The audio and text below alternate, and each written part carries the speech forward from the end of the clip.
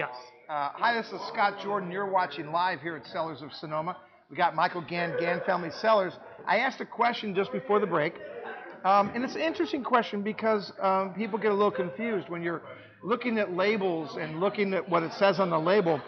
There are certain rules that you have to follow. So if you buy a California wine with a 2003 vintage, Yes. what percentage of the grapes must have been harvested that year? A, 51, B, 68, C, 95, or D, 100? Now, I know the answer because You're in the wine I've business. assumed the thing. But what's interesting is a lot of people lean right on 100. And then I've heard 51% at times, which is a little odd, but 100. The answer is 95. 95% of that fruit must be from that vintage year. The rest of it could be from another year. Now, I don't see that very often. Is there a real scenario where you might see pushing another vintage? Give him A good example. Okay, so there's a couple of wines. I'll pour some wine because that's what Pour some wine. So some classic examples would be in a Zinfandel or a Syrah, where you really like that nice fruit forward to it. And let's say you're getting ready to bottle down, let's say you're doing your '09 vintage, you might take some 2010, just a little bit, which is still, because it's so young, it's really fruit forward. Right. And you just put a couple, 2, 3, 4% in there, Yeah. and it just freshens up the whole thing right before it goes in the bottle. Right. That'd be the perfect example of where you would do something like that. Okay. All right. So we don't see it too often, but On the wines where you really appreciate that fruit forwardness, that's where I would use it. Very good. So the answer is 95. So What's funny is there's so many people that don't realize that it's the date of the harvest. Some people are like, well, is that the date that it was bottled? Ah, very interesting. So I get a lot of people that don't even understand the concept behind vintage to begin with. Wow. So Okay. this is the Zin, right? This is Zin, baby. This is 2009. Alexander Valley Zin. This is, again, small production, 260 cases. I mean, well, you probably lied again, right? What was it? Was it 248? 255. See? Come on, the guy lied again, for heaven's sakes. All right, well, we'll cut you a little slack. I just love the bouquet on this wine. The nose on this oh my God, it's is just fabulous. It's just classic. I mean, you bottled this at the same time as you did the Malbec. Right. But I could put that at the bar and go, baby, go. Yeah. I don't see this tightening up It at all. happens, the 05 Zinfandel, the 07 Malbec, you could put it on the bar the next day. It was good to go. For whatever reason, I couldn't tell you, I don't think anybody could tell you exactly what the reaction is that the wine has and why it goes through that bottle shop. There is a lot going on in this puppy. I'm really this liking dog's hunting. I'm really liking this dog is hunting. Yeah. Okay, so tell us release price point. What do you think? And you use cuttings from a 100-year-old vine of So the whole Bella's.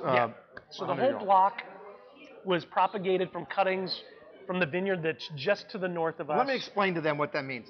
He went out in the middle of the night and No, stole their no, freaking no. vines. He did too. Then he That's not He went true. to Davis and he had them clone that, and then he put it in his vineyard and went, "What? I wasn't We need there." to get the clip. We need to get the clip of that. So you take a cutting of one of the canes and you look for where the buds are coming out, and then you actually graft. So you take a couple of ellipses off of the rootstock, and then you marry the two different canes onto the rootstock. You tie it, and it actually grows together like a broken bone. And then you're off to the races. Are you guys buying this? Are you actually buying this? I'm gonna get some videotape of actually having someone do a grafting process, because it's not that I don't know if it's most anymore, but that's pretty much how a large chunk of vineyards are put in. You put the rootstock in. So what do? You go over to the Bella Vineyards guys and you go, "Hey, dude, love your stuff, man. Wow, what's happening? What can you spare like a little, It's going to get cut to the ground anyway, right? When it you gets pruned out, it's getting cut anyway. Can we work with some of that? Yeah. And then So then you pump them up good enough, then they go, oh, sure, Milo, whatever you want, baby, we'll take care of you. And that was it. Okay, I've seen that vineyard, so I'm giving him a hard time. You are giving me a hard time. I am, because he did. He stole it in the middle of the night. No, that's not true. It was and it's a beautiful vineyard, though. It is. I mean, it's a majestic. Actually, we did one of the first videos up there on that property, and if the damn wind wasn't blowing so darn hard, the audio would have been really good. Yeah. But it was majestic. It was. Come on, it's surrounded by vineyards. 300, yeah. It's the highest point in the vineyard. It's a knoll top. Oh, it's you stand on the top of it, and you can see Mount St. Helena. Oh. You can see the geysers. You can see Fitch Mountain back in Healdsburg. I mean, you can see the whole Russian River Valley. It's a beautiful location. Oh. And the vineyard to the north of us, wow. Their original plant stock was put in the ground in 1905, and it makes just epic zins. And we're the same elevation, same exposure, same soils, same rootstock. Yeah, I love the Bella wines. I'm a big fan of theirs. They're very good. And so and this vineyard now, it was put in 98, 99, and it's now making some really, really nice wine. Well, and again, Alexander Valley fruit. It's the right climate. It's the right terroir.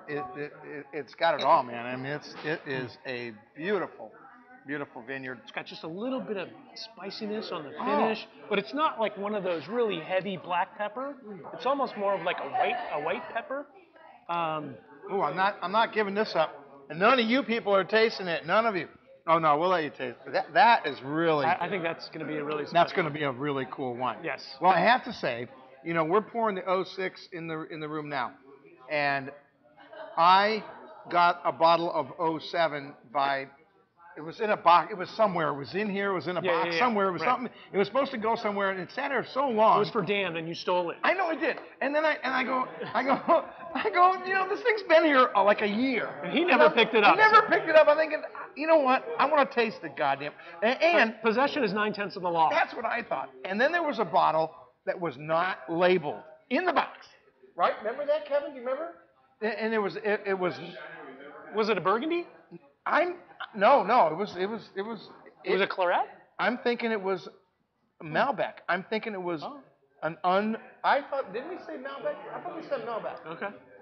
We tasted it and it rocked, but the 07 rocked. Oh man, I mean it was right on the money, baby. So we've got a bunch of 06 to sell through, so that 07 is going to sit in the warehouse for a while. Don't worry, 06 is pouring good too, so not to worry. And this is a wine you can lay down for some time. Yeah. You can put some years on it, right? Mm-hmm. Gotta love that. So we're going to take we'll take one more little quick break, but I'm going to ask a question. This is a 50-50 question, so hell, you can call a friend on that and get 50%. You got it easy. True or false?